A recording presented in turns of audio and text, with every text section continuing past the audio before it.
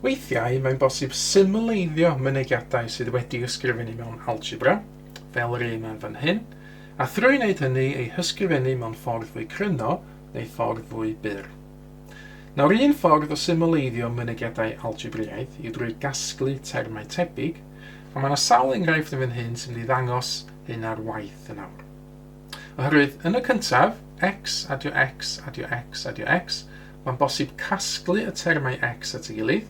Mae gen i fi 1, 2, 3, 4x i ddod at ei gilydd i fan hyn, ac felly fyddai sgwennu hwn mewn ffordd fwy syml fel 4x.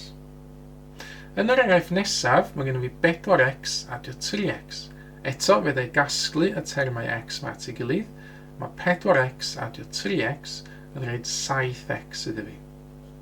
A does dim rhaid iddo fod yn x bob tro, geith fod yn unrhyw lythyren fel y.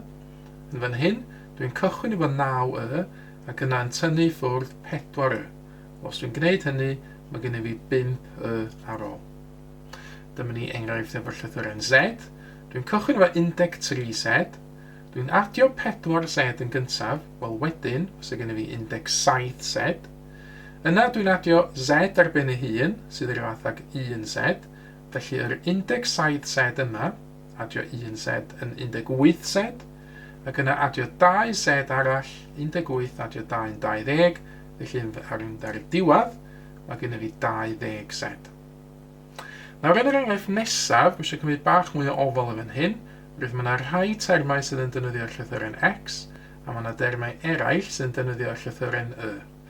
Mae'n bwysig cofio mewn algebra chawn ni ddim cymysgu hein i fyny mewn unrhyw ffordd.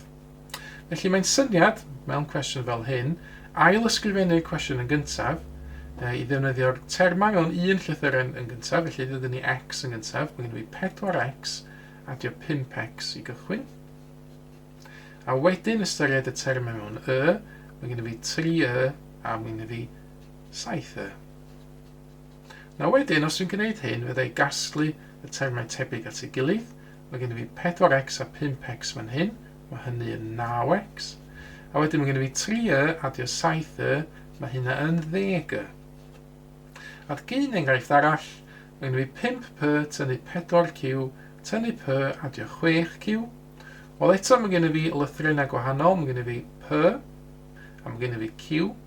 Felly yna i ail ysgrifennu'r cwestiwn, yn dod â pethau at ei gilydd o ran llythrennau gyntaf, felly 5p a tynnu p, ydy'r pethau sy'n defnyddio p, a wedyn minus 4q ac adio 6q ydy'r termau sy'n defnyddio ar llythyren q. Wedyn fyddai gasglu y termau sydd dim ond yn defnyddio p, mae 5p tynnu p, rhyw fath a 5p tynnu 1p, felly dyna ni 4p. Ac os dwi'n cychwyn o minus 4q ac yn adio 6q, mae hynny yn plus 2q. Fan hyn efallai sy'n defnyddiol meddwl am y swm rhifau minus 4 adio 6.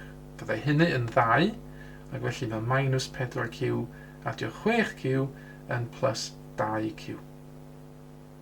Nawr, cyfyddydych chi nawr roi cynnig ar rhai ymarferion sy'n defnyddio y syniad yma o gasglu termau.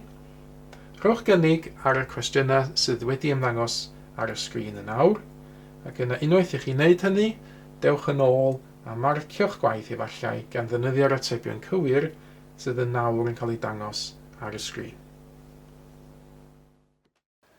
Mae mwy o fideos adolygu ar gael ar ein sianel YouTube Adolygu Mathemateg. Am y newyddion diweddaraf neu holi cwestiwn, dilynwch ein cyfrif trydar @Mathemateg. Neu ewch i'n gwefan www.mathemateg.com am fwy o adnoddau adolygu.